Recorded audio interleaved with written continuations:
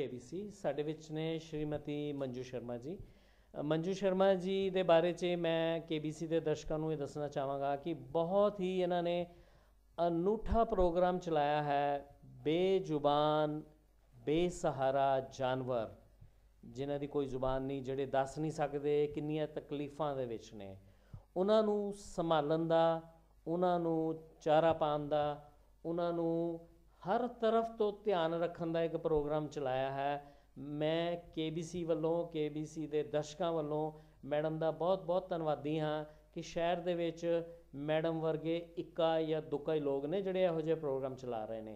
तो मैं मैडम नूं रिक्वेस्ट करांगा कि वो हुशियारपुर की जनता नूं प्लस कारपोरेशन नूं प्लस जिहड़े साडे लीडर साहबान है उन्हां नूं की मैसेज देना चाहते हैं कि तुसीं किद्दां उन्हां दे प्रोग्राम 'च शामिल हो तो बेजुबान जिहड़े जानवर ने उन्हां दा सहारा बनो। वेलकम श्रीमती मंजू शर्मा जी। बहुत बहुत धन्यवाद फास्ट वे चैनल देखने वाले सभी दर्शकों को।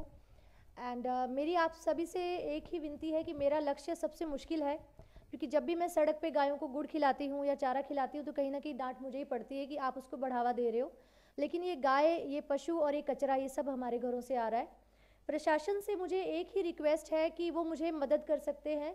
मैं अक्सर कचरे के ढेर पर आपको मॉर्निंग में दिखाई दूँगी, जो कचरा लेके आते हैं हमारे घरों से, जिनको अब हम बहुत रिस्पेक्ट से सफाई वाला बोलते हैं क्योंकि कचरे वाला वर्ड एक्सेप्टेबल नहीं है।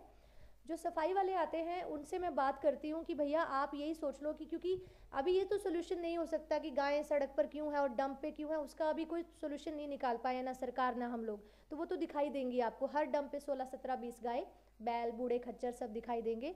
करना क्या है, नगर निगम के होने वाले काउंसलर्स, मेयर साहब, सबसे मेरी ये उनसे विनती है कि जो ये सफाई वाले हैं इनका जो रेडी है इनको आप गौर से देखेंगे तो सिंगल सेटअप है, तो उसके अंदर सब्जियों के छिलके, झाड़ू मार के निकाला हुआ कचरा और कुछ गत्तों के डब्बे, डायपर्स, बच्चों के, छोटे बच्चों के डायपर, सैनिटरी पैड, कांच के टुकड़े सब एक जगह डाल दिया जाता है। और कई बार तो हमारे घरों में हमारा ही कसूर है कि हम जो लिफाफा डस्टबिन से निकालते हैं, हमारे घर में डस्टबिन को साफ रखने के लिए लिफाफा डाला जाता है और वो जब निकालते हैं तो वैसे ही बांध के उसके अंदर डाल देते हैं। अब गाय को जब खाने की खुशबू आएगी वो उसमें मुंह मारेगी, कई बार उसका कांच से मुंह बिल्कुल प्लास्टिक से भी हो सकता है। प्लास्टिक से तो हो ही रहा है सर। प्लास्टिक एक मैंने पूरे शहर में फ्लेक्सेस लगाई हैं कि गाय की या ये जो भी प्लास्टिक खा रहे हैं जानवर, 1 से 3 साल के अंदर मृत्यु हो जाती है। वो गाय जो 12 से 18 साल जीती है अगर हेल्दी हो तो, but because they are getting unhealthy तो 1 से 3 साल में मर रही हैं और हम बड़े आराम से अपने घरों में कंफर्टेबल रह रहे हैं। हमें नहीं पता सड़क पर आज कौन सी गाय मर गई हमारा प्लास्टिक खा के। दूसरा, हम अक्सर पशुओं को आवारा बोल देते हैं, उनको तो पता भी नहीं कि वो आवारा हैं, वो बेघर हैं। हमें उनको वो इज्जत तो देनी है कि वो बेघर है। उनको बेघर हम लोगों में से किसी ने किया है, वो बेसहारा है, बेजुबान है, तो पहले तो इनको आवारा बोलना बंद करें। जैसे हम कचरे वाले को बड़ी इज्जत से अब सफाई वाला बोलते हैं, पहले हम जो अब दिव्यांग वर्ड यूज़ करते हैं, ऐसे ही हमें इनको रिस्पेक्ट देना, बिकॉज इन बेघर बेसहारा जानवरों का कोई कसूर नहीं है। हमें दयावान बनना होगा। डेयरी वालों को सोचना होगा कि अगर वो सारी उम्र इनका दूध बेचकर पैसा कमा रहे हैं तो क्या इनको 1, 2, 10 गायों को फीड नहीं कर सकते।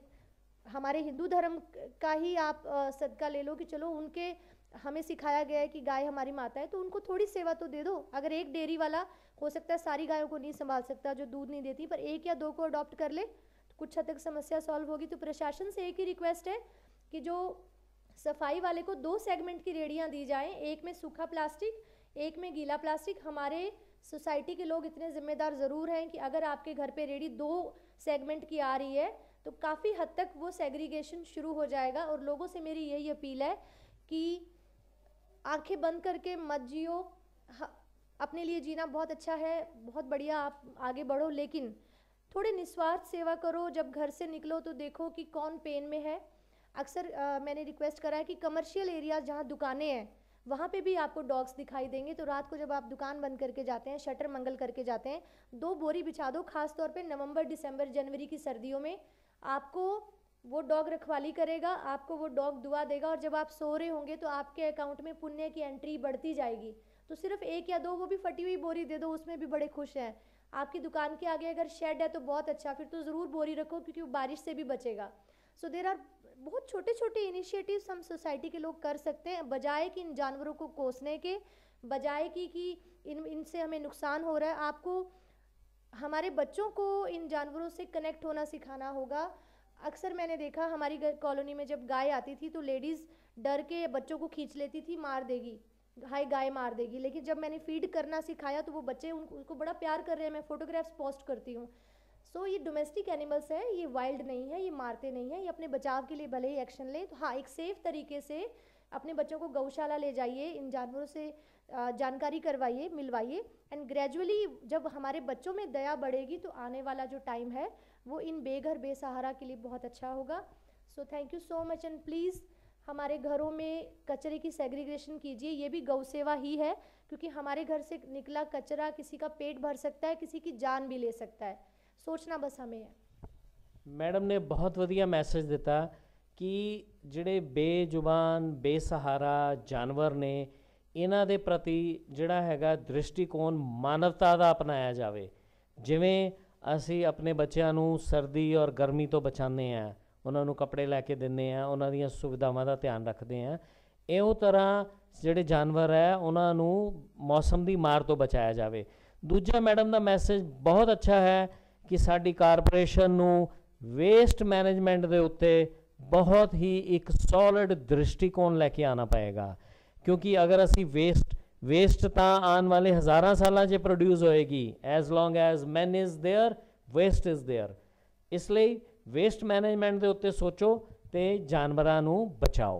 Thank you very much ma'am for coming to KBC और KBC के दर्शकों नूं ਜਿਹੜਾ ਤੁਸੀਂ बहुत अच्छा मैसेज दिता। मैं धन्नवादी हाँ KBC की टीम वालों। मैं ज़्यादा आभारी हूँ सर, आपने मुझे मंच दिया। एंड मैं प्रे करूँगी कि मैक्सिमम लोग इसको सुने और अमल में ज़रूर लाएं। Thank you ma'am, thank you very much. Welcome to KBC। साडे विच ने श्री पवन कटारिया जी। पवन कटारिया जी, तुहाडा KBC ਦੇ ਪ੍ਰੋਗਰਾਮ ਉੱਤੇ ਬਹੁਤ ਸਵਾਗਤ। मैं भी आपका बहुत स्वागत करना चाहना। मैनू इत्थे बुलाउण दी एक प्रेरणा की है कि तुसी आओ। मैं 9 नंबर वार्ड तो आया तुहाडे प्रोग्राम दे विच। ਪਹਿਲਾਂ ਤਾਂ ਮੈਂ ਤੁਹਾਨੂੰ ਤੇ ਆਪਣੇ ਸਾਰੇ ਸ਼ਹਿਰ ਨੂੰ ਲੋਹੜੀ ਦੀਆਂ ਤੇ ਗੁਰਪੁਰਬ ਦੀਆਂ ਵਧਾਈਆਂ ਦਿੰਦਾ। ਪਵਨ ਜੀ ਨੇ ਸਾਰੇ ਸ਼ਹਿਰ ਵਾਸੀਆਂ ਨੂੰ ਲੋਹੜੀ ਔਰ ਗੁਰਪੁਰਬ ਦੀਆਂ ਵਧਾਈਆਂ ਦਿੱਤੀਆਂ ਹੈ। ਪਵਨ ਜੀ, ਚੁਣਾਵੀ ਮਾਹੌਲ ਦੇ ਵਿੱਚ ਅਸੀਂ ਰੰਗਣ ਜਾ ਰਹੇ ਹਾਂ। ਚੁਣਾਵ ਸਿਰ ਤੇ ਖੜੇ ਨੇ।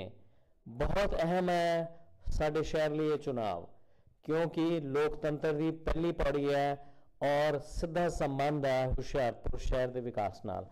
पवन जी, ਕਿਹੋ ਜਿਹਾ ਕੌਂਸਲਰ ਦੇਖਣਾ ਚਾਹੋਗੇ 2021 ਦੇ ਵਿੱਚ?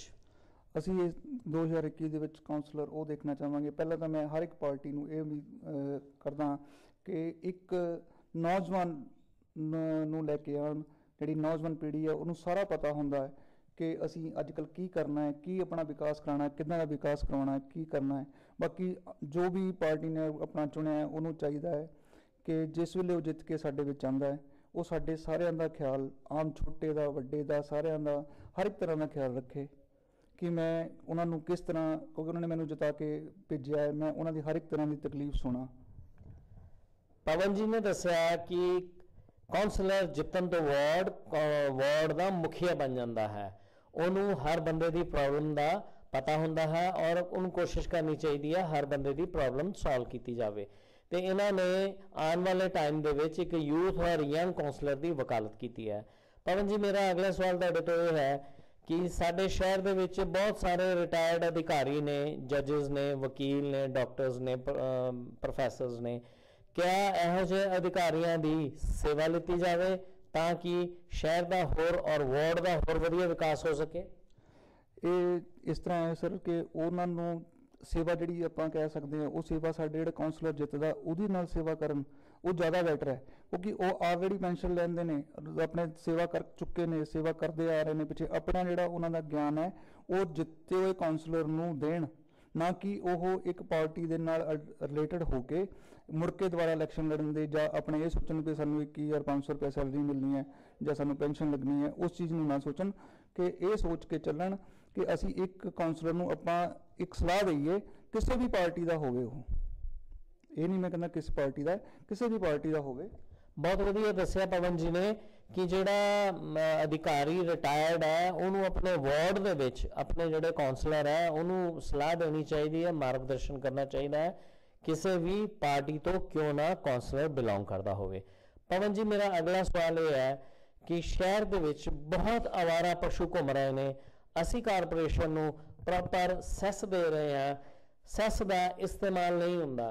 ਪਵਨ ਜੀ, ਕੋਈ ਤਰੀਕਾ ਸੁਝਾਓ ਆਉਣ ਵਾਲੇ ਕਾਉਂਸਲਰਸ ਨੂੰ ਕਿ ਉਹ ਸੈਸ ਦਾ ਪੂਰਾ ਇਸਤੇਮਾਲ ਹੋਵੇ ਔਰ ਜਿਹੜੇ ਆਵਾਰਾ ਪਸ਼ੂ ਹੈ ਐਕਸੀਡੈਂਟ ਦਾ ਕਾਰਨ ਵੀ ਬਣ ਜਾਂਦੇ ਨੇ, ਉਹਨਾਂ ਆਵਾਰਾ ਪਸ਼ੂਆਂ ਦੀ ਅਸੀਂ ਦੇਖਭਾਲ ਕਰੀਏ ਮਾਨਵਤਾ ਦਾ ਰੁਖ ਅਖਤਿਆਰ ਕਰਕੇ। ਹਾਂਜੀ, ਇਹ ਵੀ ਬਣਦਾ ਹੈ, ਯਾਨੀ ਕਿ ਸਾਡਾ ਇਹ ਕਾਉਂਸਲਰ ਦਾ ਵੀ ਬਣਦਾ ਹੈ, ਸਾਡੇ ਮੰਤਰੀ ਸਾਹਿਬਾਨ ਦਾ ਵੀ ਬਣਦਾ ਹੈ, ਤੇ ਬਾਕੀ ਆਮ ਸਾਡੇ ਜਿਹੜੇ ਪਬਲਿਕ ਦੇ ਵਿੱਚ ਅਸੀਂ ਪਬਲਿਕ ਵਾਲੇ ਹਾਂ, ਸਾਨੂੰ ਵੀ ਚਾਹੀਦਾ ਕਿ ਅਗਰ ਸਾਨੂੰ ਕੋਈ ਦਿਖਦਾ ਹੈ ਕਿ ਆਵਾਰਾ ਪਸ਼ੂ ਹੈ ਉਹਨੂੰ ਛੱਡ ਕੇ ਆਪਾਂ ਇੱਕ ਗਊਸ਼ਾਲਾ ਹੀ ਦੇ ਆਈਏ। ਗਊਸ਼ਾਲਾ ਦੇ ਵਿੱਚ ਜਾ ਕੇ ਵੀ ਆਪਾਂ ਨੂੰ ਇੱਕ ਇਹ ਜਾ ਕੇ ਕਾਉਂਸਲਰ ਨੂੰ ਆਪਣੇ ਨੂੰ ਜਾਂ ਆਪਣੀ ਮਿਊਨਿਸਪਲ ਕਮਿਸ਼ਨਰ ਕਮੇਟੀ ਨੂੰ ਦੱਸਣਾ ਚਾਹੀਦਾ ਹੈ ਕਿ ਹਾਂਜੀ ਅਸੀਂ ਪਸ਼ੂ ਛੱਡਣ ਗਏ ਸੀ, ਸਾਡੇ ਕੋਲੋਂ ਉੱਥੇ ਪੈਸੇ ਮੰਗਦੇ ਨੇ ਕਿ ਸਾਨੂੰ 1100 ਦਿਓ ਜਾਂ 2100 ਰੁਪਇਆ ਦਿਓ ਤਾਂ ਅਸੀਂ ਪਸ਼ੂ ਲਾਵਾਂਗੇ। ਇਸ ਕਰਕੇ ਜ਼ਿਆਦਾ ਆਵਾਰਾ ਪਸ਼ੂ ਘੁੰਮਣ ਦਾ ਕਾਰਨ ਹੋ ਗਿਆ, ਨਹੀਂ ਤਾਂ ਆਵਾਰਾ ਪਸ਼ੂਆਂ 'ਤੇ ਕੰਟਰੋਲ ਕੀਤਾ ਜਾ ਸਕਦਾ ਹੈ। ਪਵਨ ਜੀ ਨੇ ਬਹੁਤ ਵਧੀਆ ਦੱਸਿਆ ਕਿ ਜਿਹੜੇ ਸੰਸਥਾਵਾਂ ਬਣੀਆਂ ਨੇ ਉਹਨਾਂ ਦੇ ਉੱਤੇ ਵੀ ਕਾਰਪੋਰੇਸ਼ਨ ਦਾ ਚੈੱਕ ਹੋਵੇ, ਕਿਉਂਕਿ ਉਹ ਸੰਸਥਾਵਾਂ ਲੋਕਾਂ ਤੋਂ ਪੈਸੇ ਮੰਗਦੀਆਂ ਹੈ, ਇਸ ਲਈ ਉਹ ਬਹੁਤ ਸਾਰੇ ਲੋਕ ਪਸ਼ੂਆਂ ਨੂੰ ਆਵਾਰਾ ਛੱਡ ਦਿੰਦੇ ਨੇ। ਪਵਨ ਜੀ, ਮੇਰਾ ਅਗਲਾ ਸਵਾਲ ਇਹ ਹੈ ਕਿ ਜਿਵੇਂ ਲੋਕਾਂ ਦੀਆਂ ਉਮੀਦਾਂ ਵੱਧ ਰਹੀਆਂ ਹੈ, ਸਮਾਜ ਦੇ ਵਿੱਚ ਸਾਡੀਆਂ ਵੀ ਉਮੀਦਾਂ ਆਪਣੇ ਬੱਚਿਆਂ ਤੋਂ ਜ਼ਿਆਦਾ ਵੱਧਦੀਆਂ ਹੈ, ਅਸੀਂ ਵੀ ਕਾਉਂਸਲਰਸ ਤੋਂ ਬਹੁਤ ਜ਼ਿਆਦਾ ਉਮੀਦਾਂ ਕਰਦੇ ਹਾਂ। ਆਉਣ ਵਾਲੇ ਕਾਉਂਸਲਰ ਨੂੰ 2021 'ਚ ਤੁਸੀਂ ਕੀ ਸੁਨੇਹਾ ਦੇਣਾ ਚਾਹੋਗੇ ਕਿ ਉਹ ਕਿੱਦਾਂ ਵਰਕਿੰਗ ਕਰੇ ਔਰ ਲੋਕਾਂ ਦੀ ਉਮੀਦਾਂ 'ਤੇ ਖਰਾ ਉਤਰੇ? ਪਹਿਲਾਂ ਤਾਂ ਮੈਂ ਆਉਣ ਵਾਲੇ ਕਾਉਂਸਲਰ ਨੂੰ ਇਹ ਕਹਾਂਗਾ ਕਿ ਨਾ ਤਾਂ ਉਹ ਕਿਸੇ ਨੂੰ ਸ਼ਰਾਬ, ਨਾ ਪੈਸਾ, ਨਾ ਕਿਸੇ ਚੀਜ਼ ਦਾ ਲਾਲਚ ਦੇ ਕੇ ਇਲੈਕਸ਼ਨ ਜਿੱਤਣ। ਨਾ ਪਬਲਿਕ ਨੂੰ ਚਾਹੀਦਾ ਹੈ ਕਿ ਉਹ ਕਾਉਂਸਲਰ ਨੂੰ, ਕਿਸੇ ਵੀ ਪਾਰਟੀ ਦਾ ਬੰਦਾ ਉਹਨਾਂ ਕੋਲ ਆਉਂਦਾ ਹੈ, ਉਹਨਾਂ ਕੋਲੋਂ ਕੋਈ ਡਿਮਾਂਡ ਰੱਖਣ ਕਿ ਸਾਨੂੰ ਆਹ ਚੀਜ਼ ਦਿਓ ਜੀ, ਅਸੀਂ ਤਾਂ ਵੋਟ ਪਾਵਾਂਗੇ। ਇਹੀ ਕਾਰਨ ਹੈ ਕਿ ਜਿਹੜਾ ਵੀ ਕਾਉਂਸਲਰ ਜਿੱਤਦਾ ਹੈ ਕਿ ਉਹਦੇ ਵੋਟ ਜਿੱਤਣ ਤੋਂ ਬਾਅਦ ਉਹ ਉਹਨਾਂ ਦੀ ਕੇਅਰ ਨਹੀਂ ਕਰਦਾ, ਕਿਉਂਕਿ ਉਹਨੇ ਪੈਸੇ ਖਰਚੇ ਹੁੰਦੇ ਨੇ। ਬਹੁਤ ਵਧੀਆ ਦੱਸਿਆ ਪਵਨ ਜੀ ਨੇ ਕਿ ਸਾਡੇ ਵੋਟਰਾਂ ਨੂੰ ਵੀ ਜਾਗੂ ਹੋਣਾ ਪਏਗਾ, ਸਾਡੇ ਵੋਟਰਾਂ ਨੂੰ ਵੀ ਕਿਸੇ ਵੀ ਦਬਾਅ ਥੱਲੇ ਆ ਕੇ ਵੋਟ ਪਾਣੀ ਪਏਗੀ। ਕਾਉਂਸਲਰ ਤੋਂ ਵਾਰਡ ਦਾ ਵਿਕਾਸ ਦਾ ਹਿਸਾਬ ਰੱਖਦੇ ਹੀ ਉਹਨੂੰ ਵੋਟ ਪਾਣੀ ਪਏਗੀ। ਪਵਨ ਜੀ, ਬਹੁਤ ਵਧੀਆ ਤੁਹਾਡਾ ਸੁਝਾਅ ਸੀ। ਅਸੀਂ ਉਮੀਦ ਕਰਦੇ ਹਾਂ ਕਿ ਆਉਣ ਵਾਲੇ ਇਲੈਕਸ਼ਨ ਦੇ ਵਿੱਚ ਇਹ ਸੁਝਾਅ ਸਾਡੀ ਜਨਤਾ ਵੀ ਮੰਨੇਗੀ ਔਰ ਸਾਡੇ ਕਾਉਂਸਲਰ ਸਾਹਿਬਾਨ ਵੀ ਮੰਨਣਗੇ। ਪਵਨ ਜੀ, ਤੁਹਾਡਾ KBC ਦੇ ਦਰਸ਼ਕਾਂ ਵੱਲੋਂ ਔਰ KBC ਦੀ ਟੀਮ ਵੱਲੋਂ ਬਹੁਤ ਧੰਨਵਾਦ। ਤੁਸੀਂ ਬੜੇ ਵਧੀਆ ਵਿਚਾਰ ਦਿੱਤੇ ਆਉਣ ਵਾਲੇ ਕਾਉਂਸਲਰਾਂ ਲਈ। ਸ਼੍ਰੀ ਪਵਨ ਕਟਾਰੀਆ ਜੀ, thank you sir, thank you. ਸਾਡੇ ਵਿੱਚ ਯੰਗ ਵੋਟਰ ਨੇ, ਭਾਈ ਸਾਹਿਬ ਤੁਹਾਡਾ ਕੀ ਨਾਮ ਹੈ? ਸ਼ੁਭ? ਸਚਿਨ ਕਟਾਰੀਆ। ਸਾਡੇ ਵਿੱਚ ਸਚਿਨ ਕਟਾਰੀਆ ਜੀ ਨੇ। ਸਚਿਨ ਕਟਾਰੀਆ ਜੀ, ਤੁਹਾਡਾ KBC ਦੇ ਪ੍ਰੋਗਰਾਮ ਉੱਤੇ ਆਉਣ ਲਈ ਬਹੁਤ ਧੰਨਵਾਦ। ਸਚਿਨ ਕਟਾਰੀਆ ਜੀ, ਇਲੈਕਸ਼ਨਸ ਦਾ ਮਾਹੌਲ ਗਰਮ ਹੋ ਚੁੱਕਾ ਹੈ, ਕਿਹੋ ਜਿਹਾ ਕਾਉਂਸਲਰ 2021 'ਚ ਆਪਣੇ ਵਾਰਡ 'ਚ ਦੇਖਣਾ ਚਾਹੋਗੇ? ਵੈਲ, ਮੇਰੇ ਹਿਸਾਬ ਨਾਲ ਕਾਉਂਸਲਰ ਇੱਕ ਪੜ੍ਹਿਆ ਲਿਖਿਆ ਨੌਜਵਾਨ ਹੋਣਾ ਚਾਹੀਦਾ ਜੋ ਜਨਤਾ ਦੀ ਸਾਰੀਆਂ ਮੁਸ਼ਕਲਾਂ ਨੂੰ ਸਮਝਣ ਸਕਣ ਅਤੇ ਉਹਨਾਂ ਦੇ ਨਾਲ ਉਹਨਾਂ ਦਾ ਦੁੱਖ ਸੁੱਖ ਬਣ ਸਕੇ। ਕਿਉਂਕਿ ਅੱਜ ਕੱਲ੍ਹ ਅਸੀਂ ਮੋਸਟਲੀ ਦੇਖ ਸਕਦੇ ਹਾਂ ਸਾਡੇ ਦੇਸ਼ 'ਚ ਜਿੰਨੇ ਵੀ ਮਿਨਿਸਟਰਸ ਆ ਜਾਂ ਮਿਊਨਿਸਪਲ ਕਾਰਪੋਰੇਸ਼ਨਸ ਆ, ਉਹ ਸਾਰੇ ਅਨਐਜੂਕੇਟਿਡ ਪਰਸਨਸ ਆ। ਕੋਈ ਵੀ ਬਹੁਤ ਘੱਟ ਇੱਦਾਂ ਦੇ ਮਿਨਿਸਟਰਸ ਜਾਂ ਕਾਉਂਸਲਰਸ ਹੋਣਗੇ ਜਿਹੜੇ ਡਿਗਰੀ ਜਾਂ ਕਿਸੇ ਐਜੂਕੇਟ ਹੋਣਗੇ। ਬਿਕੋਜ਼ ਜੇ ਅਸੀਂ ਐਜੂਕੇਟ ਸਾਡਾ ਹੁਣ ਕਾਉਂਸਲਰ ਹੋਊਗਾ ਉਹਨੂੰ, ਬਿਕੋਜ਼ ਸਾਡੀ ਐਜੂਕੇਸ਼ਨ ਸਾਨੂੰ ਇਹ ਦੱਸਦੀ ਹੈ ਸੁਸਾਇਟੀ ਦੇ ਵਿੱਚ ਕੀ ਪ੍ਰੋਬਲਮਸ ਚੱਲ ਰਹੀਆਂ ਅਤੇ ਉਹਨਾਂ ਨੂੰ ਕਿੱਦਾਂ ਸੋਲਵ ਕੀਤਾ ਜਾ ਸਕਦਾ ਹੈ। ਸੋ ਮੇਰੇ ਹਿਸਾਬ ਨਾਲ ਇੱਕ ਪੜ੍ਹਿਆ ਲਿਖਿਆ ਸਾਨੂੰ ਕਾਉਂਸਲਰ ਹੋਣਾ ਚਾਹੀਦਾ ਹੈ ਸਾਡਾ, ਜੋ ਸਾਡਾ ਦੁੱਖ ਸੁੱਖ ਦੇਖ ਸਕੇ ਤੇ ਹੋਰ ਪ੍ਰੋਬਲਮ ਦੂਰ ਕਰ ਸਕੇ। ਸਚਿਨ ਜੀ ਨੇ ਬਹੁਤ ਵਧੀਆ ਦੱਸਿਆ ਕਿ ਕਾਉਂਸਲਰ ਪੜ੍ਹਿਆ ਲਿਖਿਆ ਹੋਵੇ ਤਾਂ ਕਿ ਸ਼ਹਿਰ ਦੀਆਂ ਔਰ ਵਾਰਡ ਦੀਆਂ ਸਮੱਸਿਆਵਾਂ ਦਾ ਪੂਰਾ ਧਿਆਨ ਰੱਖ ਸਕੇ। ਸਚਿਨ ਜੀ, ਮੇਰਾ ਅਗਲਾ ਸਵਾਲ ਇਹ ਹੈ ਕਿ ਕਿਆ ਜਿਹੜੇ ਮਿਊਨਿਸਪਲ ਕਾਰਪੋਰੇਟਰਸ ਨੇ ਇਹਨਾਂ ਨੂੰ ਜਿੱਤਣ ਤੋਂ ਬਾਅਦ ਆਪਣੇ ਵਾਰਡਾਂ ਦੇ ਵਿੱਚ ਸਮਾਗਮ ਕਰਨਾ ਚਾਹੀਦਾ ਹੈ ਤਾਂ ਕਿ ਇਹਨਾਂ ਨੂੰ ਰੂਬਰੂ ਲੋਕਾਂ ਦੇ ਵਿੱਚ ਹੋਣ, ਪਤਾ ਲੱਗੇ ਕਿ ਵਾਰਡ ਦੀਆਂ ਕੀ ਸਮੱਸਿਆ ਹੈਗੀਆਂ? ਵੈਲ, ਜ਼ਰੂਰ। ਜੋ ਵੀ ਕਾਉਂਸਲਰ ਆਪਣੇ ਵਾਰਡ ਵਿੱਚ ਜਿੱਤਦਾ ਹੈ ਉਹਨੂੰ ਬਾਅਦ ਦੇ ਵਿੱਚ ਆਪਣੇ ਵੋਟਰਸ ਦੇ ਨਾਲ ਇੱਕ ਓਕੇਜ਼ਨ ਰੱਖਣਾ ਚਾਹੀਦਾ ਹੈ ਤਾਂ ਕਿ ਉਹ ਉਹਨਾਂ ਦੇ ਬਾਅਦ 'ਚ ਉਹਨਾਂ ਦੀ ਪ੍ਰੋਬਲਮ ਸੁਣ ਸਕੇ ਕਿ ਆਉਣ ਵਾਲੇ ਟਾਈਮ 'ਚ ਉਹ ਕਿਸ ਤਰ੍ਹਾਂ ਉਹਨਾਂ ਦੀ ਪ੍ਰੋਬਲਮਸ ਦੂਰ ਕਰੇਗਾ ਅਤੇ ਕਿਸ ਤਰ੍ਹਾਂ ਉਹਨਾਂ ਨੂੰ ਆਪਣੇ ਐਕਸ਼ਨਸ ਨੂੰ ਇੰਪਲੀਮੈਂਟ ਕਰੇਗਾ ਪੀਪਲ ਦੇ ਉੱਤੇ, ਤਾਂ ਕਿ ਉਹਨਾਂ ਦਾ ਸਾਰਾ ਕੁਝ ਦੇਖ ਸਕੇ। ਇਨਫੈਕਟ ਅਸੀਂ ਦੇਖ ਸਕਦੇ ਹਾਂ ਕਿ ਅੱਜ ਕੱਲ੍ਹ ਜਿੱਦਾਂ ਵੀ ਕੌਂਸਲਰਸ ਜਿੱਤਦੇ ਆ ਉਹ ਪਹਿਲਾਂ 2-3 ਸਾਲ ਜਨਤਾ ਦੀ ਕੋਈ ਪ੍ਰੋਬਲਮ ਨਹੀਂ ਸੋਲਵ ਕਰਦੇ। ਇਨਫੈਕਟ ਜਦੋਂ ਇਲੈਕਸ਼ਨਸ ਨੇੜੇ ਆ ਜਾਂਦੇ ਆ ਤਾਂ ਸੜਕਾਂ ਪਾਉਣੀਆਂ ਸ਼ੁਰੂ ਕਰ ਦਿੰਦੇ ਆ, ਤੇ ਸੜਕਾਂ ਵੀ ਇੱਦਾਂ ਜਿੱਦਾਂ ਉਹ ਜ਼ਿਆਦਾ ਦੇਰ ਚੱਲਦੀਆਂ ਨਹੀਂ, ਬਟ ਜਨਤਾ ਵੀ ਫਿਰ ਉਹੀ ਦੇਖਦੀ ਹੈ ਕਿ ਹਾਂਜੀ ਸਾਡੇ MC ਨੇ ਇੱਦਾਂ ਸੜਕ ਪਵਾਤੀ, ਪਰ ਇਹ ਨਹੀਂ ਦੇਖਦੀ ਉਹਨਾਂ ਨੇ ਕਿ 5 ਸਾਲਾਂ ਦੇ ਵਿੱਚ ਕੀਤਾ ਕੀ ਆ। ਉਹ ਜਸਟ ਇਹ ਦੇਖਦੇ ਆ ਕਿ ਉਹਨਾਂ ਨੇ ਆਉਣ ਵਾਲੇ 2-3-4 ਮਹੀਨੇ ਪਹਿਲਾਂ ਸਾਡਾ ਇਹ ਕੰਮ ਕਰਤਾ, ਪਰ ਸਾਨੂੰ ਓਵਰਆਲ ਸਾਰਾ 4-5 ਸਾਲ ਦਾ ਉਹਨਾਂ ਦਾ ਕਾਰਜਕ੍ਰਮ ਦੇਖਣਾ ਚਾਹੀਦਾ ਕਿ ਉਹਨਾਂ ਨੇ ਕੀ ਕੀ ਕੀਤਾ ਆ, ਤੇ ਉਸ ਹਿਸਾਬ ਨਾਲ ਸਾਨੂੰ ਉਹਨਾਂ ਨੂੰ ਸਿਲੈਕਟ ਕਰਨਾ ਚਾਹੀਦਾ ਹੈ। ਬਹੁਤ ਵਧੀਆ ਦੱਸਿਆ ਸਚਿਨ ਜੀ ਨੇ ਕਿ ਕੌਂਸਲਰ 2-3 ਸਾਲ ਵਾਰਡ ਤੋਂ ਗਾਇਬ ਹੋ ਜਾਂਦੇ ਨੇ, ਤੇ ਜਿਸਲੇ ਚੁਣਾਵ ਦਾ ਮਾਹੌਲ ਸ਼ੁਰੂ ਹੁੰਦਾ ਹੈ ਲੋਕਾਂ ਦੀਆਂ ਸਮੱਸਿਆਵਾਂ ਦਾ ਸਮਾਧਾਨ ਕਰਨ ਦੀ ਕੋਸ਼ਿਸ਼ ਕਰਦੇ ਨੇ, ਬਟ ਉਹ ਬਹੁਤ ਕਈ ਵਾਰ ਲੇਟ ਹੋ ਜਾਂਦਾ ਹੈ। ਲੋਕ ਵੀ ਜਾਣ ਜਾਂਦੇ ਨੇ ਕਿ ਚੁਣਾਵ ਆਉਣ ਵਾਲਾ ਹੈ ਤੇ ਕੌਂਸਲਰ ਸਾਹਿਬ ਦੇ ਦਰਸ਼ਨ ਹੋ ਰਹੇ ਨੇ। ਮੈਂ ਸਚਿਨ ਜੀ ਇਹੋ ਜਿਹੇ ਜਿਹੜੇ ਕੌਂਸਲਰਸ ਹੈ ਇਹਨਾਂ ਨੂੰ ਤੁਹਾਡੇ ਜਰੀਏ ਕੁਝ ਸੁਨੇਹਾ ਦੇਣਾ ਚਾਹੁੰਦਾ ਹੈ ਕਿ ਉਹ ਵੀ ਆਪਣਾ ਐਟੀਟਿਊਡ ਬਦਲਣ ਆਪਣੇ ਵਾਰਡ ਦੇ ਪ੍ਰਤੀ। ਸੁਨੇਹਾ ਤਾਂ ਇਹਨਾਂ ਨੂੰ ਸਿਰਫ ਇੱਕ ਹੀ ਹੈ, ਬਿਕੋਜ਼ ਜੇ ਅਸੀਂ ਹੁਣ ਵੋਟਰਸ ਹੀ ਸਾਰੇ ਕੁਝ ਚਾਹੁੰਦੇ ਆ, ਮਿਨਿਸਟਰਸ ਜੋ ਸਾਰੇ ਵੋਟਰਸ ਹੀ ਇਲੈਕਟ ਕਰਦੇ ਆ, ਬਟ ਜਦ ਤੱਕ ਉਹਨਾਂ ਨੂੰ ਕੋਈ ਸੁਨੇਹਾ ਨਹੀਂ, ਮੇਰਾ ਸਿਰਫ ਸੁਨੇਹਾ ਜਨਤਾ ਨੂੰ ਆ। ਬਿਕੋਜ਼ ਜਦ ਤੱਕ ਵੋਟਰ ਨਹੀਂ ਜਾਗਰੂਕ ਹੋਣਗੇ ਕਿ ਉਹਨਾਂ ਨੇ ਕਿਸ ਤਰ੍ਹਾਂ ਦਾ ਆਪਣਾ ਕੌਂਸਲਰ ਚੁਣਨਾ ਹੈ, ਤਦ ਤੱਕ ਅਸੀਂ ਕੁਝ ਨਹੀਂ ਕਰ ਸਕਦੇ। ਬਿਕੋਜ਼ ਸਾਨੂੰ ਓਵਰਆਲ ਉਹਨਾਂ ਦਾ ਸਾਰਾ ਕਾਰਜਕ੍ਰਮ ਕੰਮ ਦੇਖਣਾ ਚਾਹੀਦਾ ਕਿ ਉਹਨੇ ਕੀ ਕੀ ਕੀਤਾ। ਇਨਫੈਕਟ ਸਾਨੂੰ ਬੰਦੇ ਦਾ ਬੈਕਗਰਾਉਂਡ ਵੀ ਦੇਖਣਾ ਚਾਹੀਦਾ ਕਿ ਉਹ ਕਿੱਥੋਂ ਬਿਲੋਂਗ ਕਰਦਾ, ਕਿ ਉਹਦਾ ਕਿੱਦਾਂ ਦਾ ਹੈਗਾ। ਤੇ ਸੋ ਮੈਂ ਇਨਫੈਕਟ ਕੌਂਸਲਰਸ ਤੋਂ ਇਲਾਵਾ ਮੈਂ ਵੋਟਰਸ ਨੂੰ ਦੇਣਾ ਚਾਹੁੰਦਾ ਕਿ ਸਾਡੀ ਵੋਟ ਬਹੁਤ ਜ਼ਰੂਰੀ ਆ, ਬਿਕੋਜ਼ ਸਾਡੀ ਵੋਟ ਸਾਡਾ ਭਵਿੱਖ ਡਿਸਾਈਡ ਕਰ ਸਕਦੀ ਹੈ ਕਿ ਉਹ ਕਿੱਧਰ ਨੂੰ ਜਾ ਰਿਹਾ। ਸੋ ਆਪਣੀ ਵੋਟ ਸਹੀ ਤਰ੍ਹਾਂ ਪਾਓ। ਬਹੁਤ ਵਧੀਆ ਦੱਸਿਆ ਸਚਿਨ ਜੀ ਨੇ ਕਿ ਅਸਲ ਜਿਹੜਾ ਡੈਮੋਕ੍ਰੇਸੀ 'ਚ ਹੀਰੋ ਹੈ ਉਹ ਵੋਟਰ ਹੈ।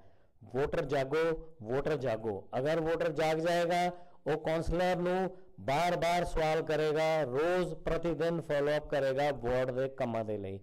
ਵੋਟਰ ਦੀ ਜਾਗਰੂਕਤਾ ਬਹੁਤ ਜ਼ਰੂਰੀ ਹੈ ਡੈਮੋਕ੍ਰੇਸੀ 'ਚ, ਕਿਉਂਕਿ ਅਸੀਂ ਦੇਖਿਆ ਕਿ ਕਈ ਵਾਰੀ ਕਈ ਮੁੱਦੇ ਇਹੋ ਜਿਹੇ ਹੁੰਦੇ ਨੇ ਜਿਨ੍ਹਾਂ ਦਾ ਵਿਕਾਸ ਦੇ ਨਾਲ ਕੋਈ ਸੰਬੰਧ ਨਹੀਂ ਹੁੰਦਾ, ਪਰ ਵੋਟਰ ਅੰਡਰ ਇਨਫਲੂਐਂਸ ਆ ਕੇ ਵੋਟ ਕਰ ਜਾਂਦੇ ਨੇ। ਮੇਰਾ ਸਚਿਨ ਜੀ ਇੱਕ ਸਵਾਲ ਹੋਰ ਇਹ ਹੈ ਕਿ ਜਿੱਦਾਂ ਮਾਹੌਲ ਬਦਲ ਰਿਹਾ ਹੈ, ਜ਼ਰੂਰਤਾਂ ਬਦਲ ਰਹੀਆਂ ਹੈ, ਐਕਸਪੈਕਟੇਸ਼ਨ ਸਾਡੀਆਂ ਬਦਲ ਰਹੀਆਂ ਹੈ, ਕਿ ਨੌਨ ਪਰਫਾਰਮਰ ਕੌਂਸਲਰ ਨੂੰ ਵਿੱਚ ਉਹਦੀ ਟਰਮ ਨੂੰ ਕੈਂਸਲ ਕੀਤਾ ਜਾਵੇ ਔਰ ਨਵੇਂ ਬੰਦੇ ਨੂੰ ਮੌਕਾ ਦਿੱਤਾ ਜਾਵੇ, ਕਿਉਂਕਿ ਉਹ 5 ਸਾਲ ਲਈ ਬਾਦਸ਼ਾਹ ਬਣ ਜਾਂਦਾ ਹੈ।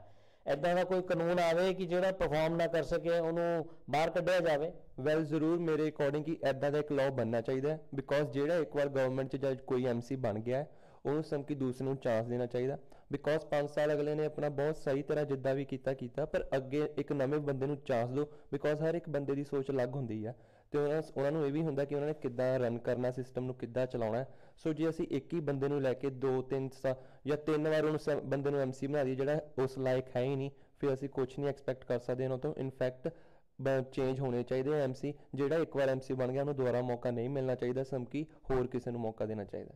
ਬਹੁਤ ਵਧੀਆ ਦੱਸਿਆ ਸਚਿਨ ਜੀ ਨੇ ਕਿ ਬਾਰ-ਬਾਰ ਸਾਨੂੰ ਆਪਣਾ ਪ੍ਰਤੀਨਿਧ ਬਦਲਣਾ ਚਾਹੀਦਾ ਹੈ, ਹਰ ਬੰਦੇ ਨੂੰ ਮੌਕਾ ਦੇਣਾ ਚਾਹੀਦਾ ਹੈ ਤਾਂ ਕਿ ਉਹ ਵੱਧ ਚੜ੍ਹ ਕੇ ਵਾਰਡਾਂ ਦੇ ਕੰਮ 'ਚ ਹਿੱਸਾ ਲਵੇ। ਜਾਂਦੇ ਜਾਂਦੇ ਇੱਕ ਛੋਟਾ ਜਿਹਾ ਸਵਾਲ ਕਿ ਕਿਆ ਸਪੋਰਟਸ ਕੋਟਾ ਨਿਰਧਾਰਿਤ ਕੀਤਾ ਜਾਵੇ, ਕੁਝ ਸਪੋਰਟਸ ਬੈਕਗਰਾਊਂਡ ਦੇ ਕੌਂਸਲਰ ਲਿਆਏ ਜਾਣ ਤਾਂ ਕਿ ਸਪੋਰਟਸ ਨੂੰ ਸ਼ਹਿਰ 'ਚ ਅੱਗੇ ਗਤੀ ਪ੍ਰਦਾਨ ਕੀਤੀ ਜਾਵੇ। ਵੈਲ ਜ਼ਰੂਰ ਸਪੋਰਟਸ ਕੋਟਾ। ਈਵਨ ਮੈਂ ਇਹ ਵੀ ਸੋਚਦਾ ਕਿ ਜਦੋਂ ਵੀ MCs ਦੇ ਇਲੈਕਸ਼ਨਸ ਆਉਣ ਇਹ ਹਮੇਸ਼ਾ ਸੀਟਾਂ ਬਣੀਆਂ ਹੁੰਦੀਆਂ ਕਿ ਜਰਨਲ ਜਾਂ ਕੁਝ ਵੀ, ਇਹ ਸਭ ਕੁਝ ਟੁੱਟਣਾ ਚਾਹੀਦਾ, ਬਿਕੋਜ਼ ਤਾਂ ਕਿ ਹਰ ਇੱਕ ਬੰਦੇ ਨੂੰ ਚਾਂਸ ਮਿਲ ਸਕੇ। ਬਿਕੋਜ਼ ਕਈ ਬੰਦੇ ਇੱਦਾਂ ਦੇ ਜਿਹੜੇ ਸੀਟਾਂ ਨਾ ਟੁੱਟਣ ਕਰਕੇ ਪਿੱਛੇ ਰਹਿ ਜਾਂਦੇ ਨੇ, ਤੇ ਉਹ ਕਾਫੀ ਲਾਇਕ ਹੁੰਦੇ ਆ ਉਸ ਸੀਟ ਦੇ, ਬਟ ਉਸ ਚੀਜ਼ ਕਰਕੇ ਰਹਿ ਜਾਂਦੇ ਆ। ਸੋ ਮੇਰੇ ਕਰਕੇ ਇਹ ਸਭ ਕੁਝ ਖਤਮ ਹੋਣਾ ਚਾਹੀਦਾ। ਸਾਰਿਆਂ ਨੂੰ ਓਪਨਲੀ ਇੱਕ ਰਾਈਟ ਦੇਣਾ ਚਾਹੀਦਾ ਕਿ ਹੋਰ ਕੋਈ ਫਰੀडम ਹੋਵੇ ਕਿ ਕੋਈ ਵੀ MC ਦੇ ਇਲੈਕਸ਼ਨਸ ਲਈ ਖੜ ਸਕੇ, ਤੇ ਜਨਤਾ ਸਾਰੀ ਸਮਝਦਾਰ ਹੈ ਕਿ ਕਿਸ ਬੰਦੇ ਨੂੰ ਉਹਨਾਂ ਨੇ ਕਿਸ ਤਰ੍ਹਾਂ MC ਬਣਾਉਣਾ ਹੈ। ਬਹੁਤ ਵਧੀਆ ਦੱਸਿਆ ਸਚਿਨ ਜੀ ਨੇ ਕਿ ਜਿਹੜੇ ਲਾਇਕ ਕੈਂਡੀਡੇਟ ਹੈ, ਡਿਜ਼ਾਇਰਡ ਕੈਂਡੀਡੇਟਸ ਹੈ, ਉਹਨਾਂ ਨੂੰ ਅੱਗੇ ਪੁਸ਼ ਕੀਤਾ ਜਾਵੇ ਤਾਂ ਕਿ ਸਮਾਜ ਦੇ ਵਿੱਚ ਅਸੀਂ ਵਿਕਾਸ ਦੀ ਗਤੀ ਪ੍ਰਦਾਨ ਕਰ ਸਕੀਏ ਔਰ ਵਿਕਾਸ ਦੀਆਂ ਬੁਲੰਦੀਆਂ ਵੱਲ ਵੱਧ ਸਕੀਏ। ਇਹ ਸੀਗੇ ਸਾਡੇ ਵਿੱਚ ਸ਼੍ਰੀ ਸਚਿਨ ਕਟਾਰੀਆ ਜੀ, ਯੰਗ ਵੋਟਰ, ਬੜੇ ਐਂਬੀਸ਼ੀਅਸ। ਮੈਂ KBC ਦੀ ਟੀਮ ਵੱਲੋਂ ਤੇ KBC ਦੇ ਪ੍ਰੋਗਰਾਮ ਵੱਲੋਂ, KBC ਦੇ ਦਰਸ਼ਕਾਂ ਵੱਲੋਂ ਇਹਨਾਂ ਦਾ ਬਹੁਤ ਅਤੀ ਧੰਨਵਾਦੀ ਹਾਂ। ਸਚਿਨ ਕਟਾਰੀਆ ਜੀ, ਥੈਂਕ ਯੂ ਸਰ। ਸਾਡੇ ਵਿੱਚ ਨੇ ਐਡਵੋਕੇਟ ਦੀਪਕ ਸ਼ਰਮਾ ਜੀ, ਜਿਹੜੇ ਕਿ ਬਾਰ ਕੌਂਸਲ ਆਫ ਜਿਹੜੀ ਹੁਸ਼ਿਆਰਪੁਰ ਦੀ ਹੈਗੀ ਨੇ ਐਸੋਸੀਏਸ਼ਨ ਹੈ ਉਹਦੇ ਜਨਰਲ ਸੈਕਟਰੀ ਨੇ, ਦੂਜੀ ਵਾਰੀ ਜਨਰਲ ਸੈਕਟਰੀ ਬਣੇ ਨੇ। ਬਹੁਤ ਵਧੀਆ ਇੰਟੈਲੈਕਚੁਅਲ ਮਾਈਂਡ ਹੈ, ਬੜੇ ਵਧੀਆ ਨਾਗਰਿਕ ਨੇ, ਬੜੇ ਵਧੀਆ ਸਿਟੀਜ਼ਨ ਨੇ, ਬੜੇ ਵਧੀਆ ਵੋਟਰ ਨੇ। ਅੱਜ ਅਸੀਂ ਦੀਪਕ ਜੀ ਤੋਂ ਕੁਝ ਬਹੁਤ ਬਹੁਮੁੱਲ ਕੁਐਸਚਨ ਪੁੱਛਾਂਗੇ ਜਿਹੜੇ ਸ਼ਹਿਰ ਦੇ ਵਿਕਾਸ ਲਈ ਬਹੁਤ ਅਹਿਮ ਰੱਖਦੇ ਨੇ। Welcome to KBC Deepak Sharma ji, advocate Deepak Sharma ji. Thank you, sir. Thank you for giving me an opportunity to present my views. I'll try to answer your questions as honestly as I can. Thank you. Deepak ji, my first question is that election is on. We are seeing the activities, very hectic activities. What type of councillor do you expect in 2021?